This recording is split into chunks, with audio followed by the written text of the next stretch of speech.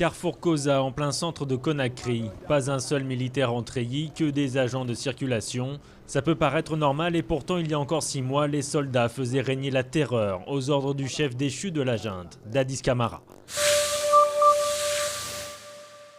Une terreur qu'a enduré Mokhtar Diallo. Au lendemain d'une critique lancée à la radio contre le pouvoir en place, c'est ici, à ce carrefour, qu'ont commencé ces 2 mois et demi de cauchemar.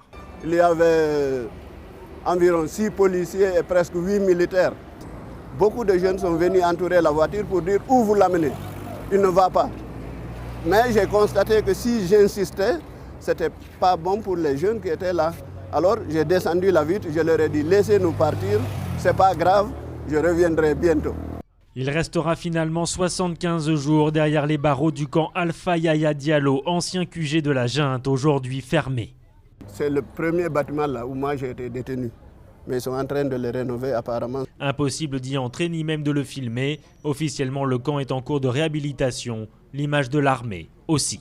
Et cette nouvelle image repose sur les épaules de ces hommes, ceux de la Force Pelle, la force de sécurisation du processus électoral. 16 000 hommes, avec de nouvelles consignes à respecter. La neutralité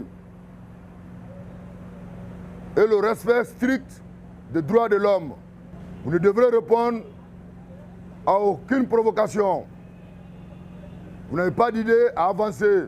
La mission du jour pour le 2e escadron Hamdallah, c'est encadrer la distribution des dernières cartes d'électeurs. Sans armes. Objectif se montrer, juste dissuader d'éventuelles pressions de partis politiques sur les électeurs avant de recueillir le précieux sésame. Les militaires en retrait, c'est donc aux civils de gérer l'organisation du scrutin et c'est une première. Jamais la Guinée n'a connu d'élection libre depuis l'indépendance en 1958 et ça se voit. Elle n'a pas sa carte. On a notre ici, carte non retrouvée. Donc il peut voter avec.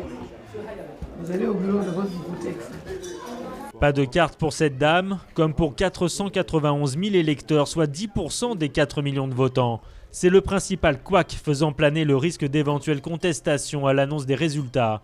La Force Pelle en est encore à ses balbutiements. On attend les véhicules, les boucliers, les gaz lacrymogènes. Les 16 000 hommes, gendarmes et policiers auront-ils les moyens de contenir des éventuelles colères des perdants de ces premières élections libres depuis 1958?